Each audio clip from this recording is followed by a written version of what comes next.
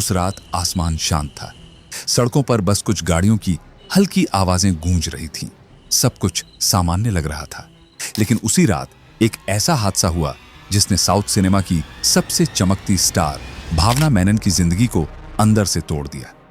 भावना, जिनका असली नाम कार्तिका मेनन है, साल 2002 में फिल्म नमल से इंडस्ट्री में आई और उसी साल सीआईडी मूसा जैसी सुपरहिट फिल्म ने उन्हें सीधा स्टारडम तक पहुंचा दिया। हर डायरेक्टर, हर हीरो उनके साथ काम करने का सपना देखता था। लोग कहते थे, भावना सिर्फ एक्ट नहीं करती, वो किरदार को जी जाती है। उनका करियर आसमान छू रहा था, हर सपना पूरा हो रहा था। लेकिन वक्त का खेल बड़ा अजीब होता है। कभी वो ताज देता है और कभी वही ताज गिरा देता है। एक रात एक चलती हुई कार में शूट हुआ एक वीडियो जिसमें भावना के साथ साथ लोग थे। सभी ने मास्क पहने हुए थे और वही वीडियो बाद में बन गया 1.5 करोड़ रुपए का। अब आप सोच रहे होंगे, आखिर एक वीडियो इतनी कीमत का कैसे हो सकता है? असल बात यहीं से शुरू होती है, क्योंकि वो सिर्फ एक वीडियो नहीं था, वो एक जिंदगी की चीख थी।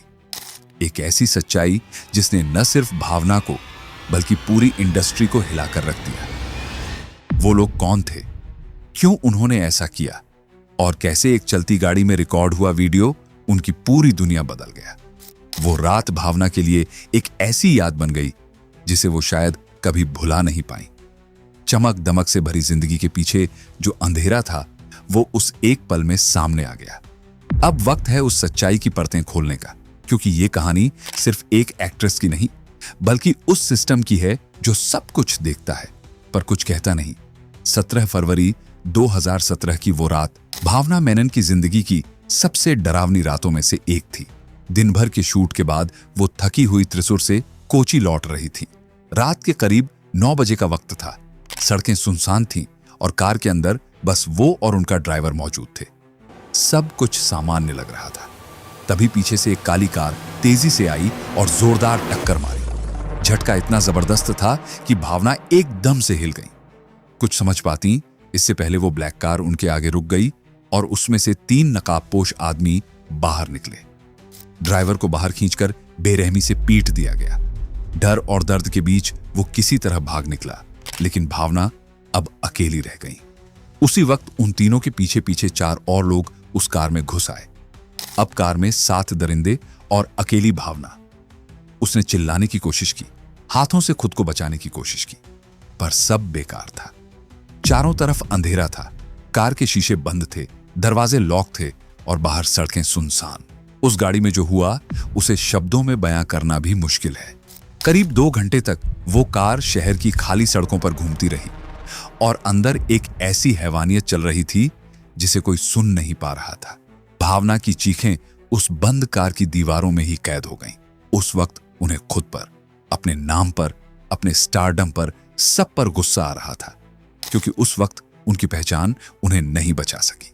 इसी बीच उन दरिंदों में से एक, पल्सर सुन्नी, अपने फोन से वीडियो रिकॉर्ड करने लगा। भावना के पास अब कोई ताकत नहीं बची थी। उसने कांपते हाथों से उसका मास्क पकड़कर नीचे गिरा दिया और जैसे ही चेहरा दिखा, भावना का दिल दहल गया। वो चेहरा अनजाना नहीं था, वही पल्सर सुन्नी जिसे वो कई बार फिल्म सेट्स पर देख चुकी थी। एक ड्राइवर जिसे कई बड़े एक्टर्स के साथ काम करते हुए उन्होंने पहले भी नोटिस किया था। 2 घंटे तक चला वो खौफनाक सिलसिला आखिर खत्म हुआ। 7 के 7 लोग गाड़ी से उतरकर अंधेरे में गायब हो गए। लेकिन जाने से पहले पल्सर सुन्नी ने उसकी ओर झुककर ठंडी आवाज में कहा, अगर तूने किसी को बताया तो ये वीडियो सब जगह वायरल हो जाएगा और तेरी पूरी जिंदगी खत्म हो जाएगी। भावना उस वक्त टूटी नहीं, बस चुप रह गई।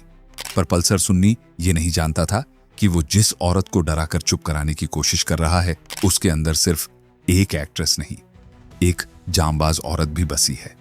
वो जो फिल्मों में हिम्मत दिखाती थी, वही हिम्मत अब उसकी असली जिंदगी का सबसे बड़ा हथियार बनने वाली थी। जैसे ही वो खौफनाक रात खत्म हुई, भावना पूरी तरह टूट चुकी थी, मगर उनके अंदर अभी भी थोड़ी सी हिम्मत बाकी थी। कांपते हुए हाथों और नम आंखों के साथ वो अपने एक भरोसेमंद दोस्त के पास पहुंची, जो साउथ सिनेमा का जाना माना डायरेक्टर था। दरवाजा खुलते ही वो फूट पड़ी, सब कुछ बता दिया। कैसे उनकी गाड़ी को टक्कर मारी गई, कैसे 7 नकाबपोशों ने उनके साथ वो सब किया जिसकी कोई कल्पना भी नहीं कर सकता।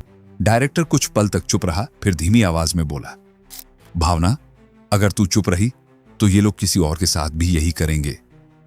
अब वक्त डरने का नहीं, लड़ने का है। उसकी ये बात सुनकर भावना के अंदर जैसे फिर से जान आ गई। अगले ही दिन उन्होंने पुलिस स्टेशन जाकर पूरा मामला दर्ज करवाया। रिपोर्ट में पल्सर सुन्नी और उसके साथियों के नाम थे और आरोप थे किडनैपिंग, हमले और जबरदस्ती के। मामला हाई प्रोफाइल था, इसलिए पुलिस ने तेजी दिखाई। कुछ ही दिनों में पल्सर सुन्नी गिरफ्तार हुआ और धीरे धीरे बाकी 6 आरोपी भी पकड़ लिए गए। अब तक लग रहा था कि इंसाफ की जीत हो चुकी है, लेकिन दोस्तों, यही वो पल था जहां से कहानी का असली ट्विस्ट शुरू हुआ। करीब 2 महीने बाद जेल के अंदर बैठे पल्सर सुन्नी से एक नया खेल शुरू हुआ। जेल में उसकी मुलाकात एक दूसरे कैदी से हुई जो इस केस से बिल्कुल भी जुड़ा नहीं था।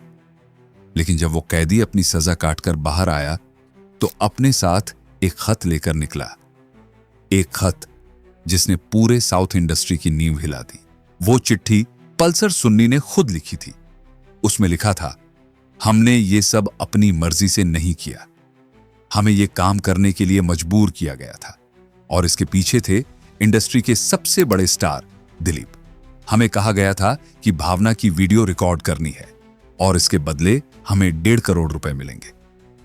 जैसे ही यह खत मीडिया तक पहुंचा, हर तरफ हलचल मच गई। न्यूज चैनल्स, अखबार, सोशल मीडिया, हर जगह बस एक ही नाम गूंज रहा था, दिलीप। भावना की कहानी अब सिर्फ एक केस नहीं रही थी, यह अब एक जंग बन चुकी थी।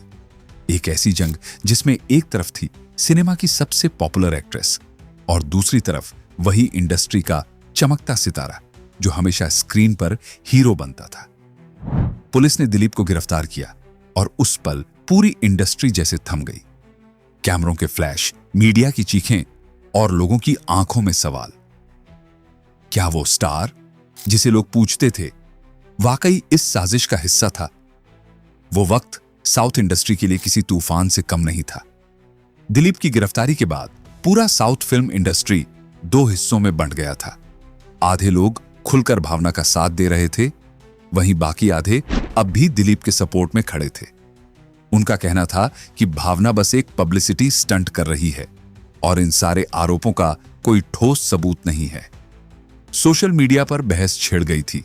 कोई कह रहा था सच सामने आना चाहिए, तो कोई लिख रहा था दिलीप निर्दोष है। लेकिन पुलिस ने इन अफवाहों के बावजूद अपनी जांच जारी रखी। कई हफ्तों की पूछताछ, छानबीन और सबूत इकट्ठा करने के बाद भी जब कोई ठोस प्रूफ नहीं मिला, तभी अचानक 2 महीने बाद एक ऐसा मोड़ आया जिसने सबको हिला दिया। दिलीप को बेल मिल चुकी थी और इंडस्ट्री में फिर से हलचल मच गई थी। सबको लगने लगा कि मामला ठंडा पड़ चुका है। लेकिन तभी पुलिस के हाथ एक मेमोरी कार्ड लगा। उस कार्ड के अंदर वो वीडियो थी, वही वीडियो जो पल्सर सुन्नी और उसके साथियों ने उस रात रिकॉर्ड की थी। वीडियो सामने आते ही माहौल बदल गया। जैसे ही वो फुटेज कोर्ट में पेश की गई, पूरा केस एक नए मोड़ पर पहुंच गया। अब ये कोई अफवाह नहीं रही, ये हकीकत बन चुकी थी। और यहीं से भावना ने अदालत में एक बयान दिया जिसने सबको हैरान कर दिया।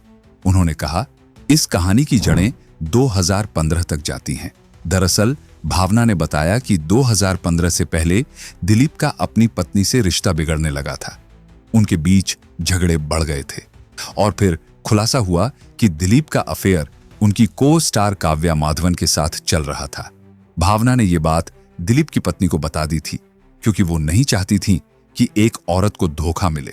लेकिन जब यह बात मीडिया तक पहुंची तो आग की तरह फैल गई। दिलीप और उनकी पत्नी के बीच तलाक हो गया और 2015 में दिलीप ने काव्या से शादी कर ली।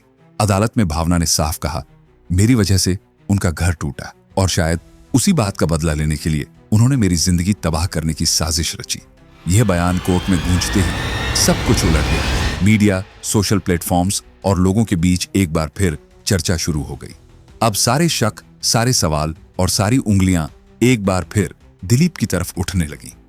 जिन लोगों को अब तक लगता था कि भावना झूठ बोल रही है, उनके सामने अब सबूत और सच दोनों थे। इंडस्ट्री के उस ग्लैमर के पीछे का काला चेहरा अब सबके सामने था। एक ऐसा सच जो सालों तक छिपाया गया, लेकिन वक्त ने आखिर उसे उजागर कर ही दिया। लेकिन अफसोस, इस बार भी सच की जीत नहीं हुई। कानून के दरवाजे तक पहुंचने के बावजूद न्याय जैसे कहीं बीच रास्ते में खो गया। दिलीप, जो अब भी अपने पैसे और पॉलिटिकल कनेक्शंस के दम पर खुद को बचाने में कामयाब रहा, दोबारा जेल से बाहर आ गया। और सबसे हैरान करने वाली बात यह थी कि बाहर आते ही उसने फिर से शूटिंग शुरू कर दी। कैमरे, लाइट्स और तालियां, जैसे कुछ हुआ ही नहीं हो। दूसरी तरफ भावना अब भी वही थी, टूटी हुई लेकिन चुप नहीं। उसने हर मंच पर, हर इंटरव्यू में और सोशल मीडिया पर भी अपनी बात रखी। वो बार बार कहती रही, मेरे साथ जो हुआ उसके पीछे वही था दिलीप।